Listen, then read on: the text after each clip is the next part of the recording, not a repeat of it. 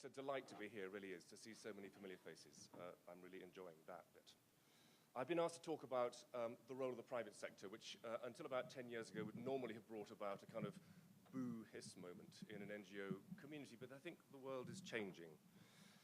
The penny dropped for me actually when I was a donor at Comic Relief, when I suddenly realized that some of the most effective grants that I was being able to make with that money was around enterprise, was around microcredit, was around a much more dignified relationship between people who were very poor, which enabled them to make good decisions for themselves, to avoid Mukesh's concern about being on the receiving end of charity, and to spend the income they earned on educating their daughters, putting a roof on their houses, feeding their children, the kind of outcomes that we would wish to reward.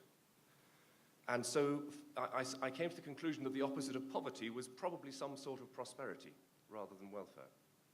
It's not a direct link because there is prosperity that's unequal and there's prosperity that's better, more equal. But it seemed to me there was something in there which was fairly profound. And so I went and set up a microcredit agency, and then I joined CARE precisely because at the time we were writing the book about microcredit. We were lending money thoughtfully and well and getting great results. So that's the future. Now, that's the past. Now let's look at the future. There's a lot going on, as you are recognizing, and the implications, not just for NGOs, but for governments and the multilateral system and the private sector are profound. There is a scale and an urgency of these trends which I don't think people have really grasped yet, and there is a connectedness about them, which means that I think it's no longer possible to just work on poverty, or just work on environment, or just work as a public sector or a private sector person. I think the linkages are profound. Nick Stern, a British government economist, wrote a review of climate change recently, which he described as the greatest market failure the world has ever seen. And I think one tends not to think about those kinds of big processes as market failures, but I think his argument was persuasive. I think we're up against the fact that our traditional expectations of economic growth, and I'm sorry I wasn't in the room yesterday to hear your World Bank speaker, are beginning to bump up against reality. China, of course, has raised hundreds of millions of people out of poverty, an extraordinary achievement, but the price they've paid in environmental and sometimes social terms is profound. There's a real issue about the quality of growth and the quantity of growth.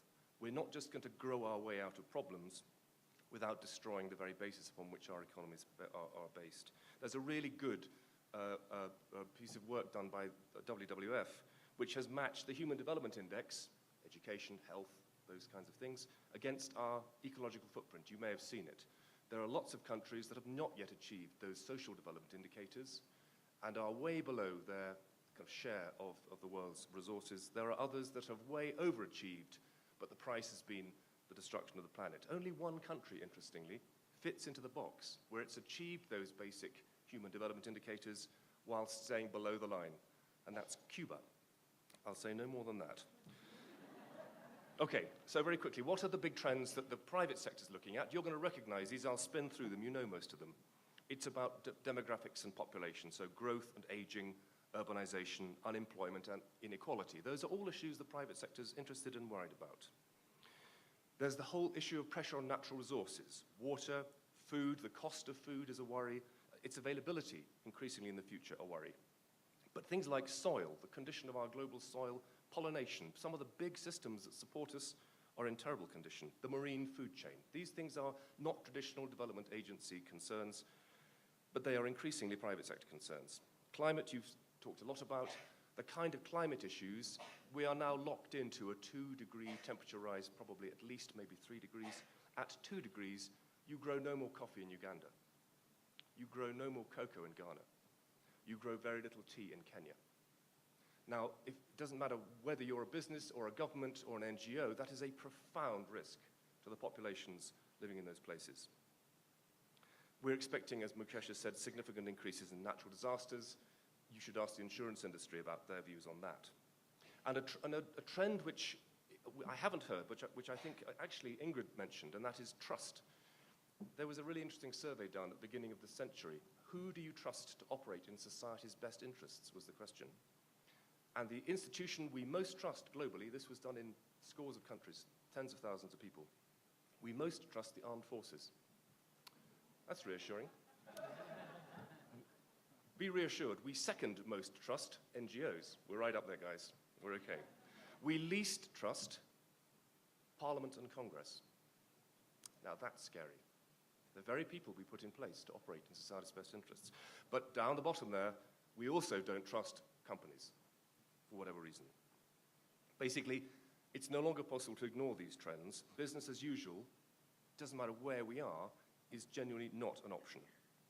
So let's briefly look at the private sector. They look at the world through a different lens from us. Risk and opportunity. Opportunity is what you can do, risk is what you take.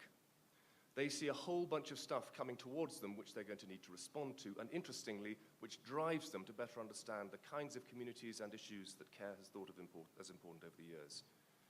The move to a low-carbon economy around climate is profound, and it will happen, and it will be introduced through a combination of regulation and taxation. They worry about their supply chains.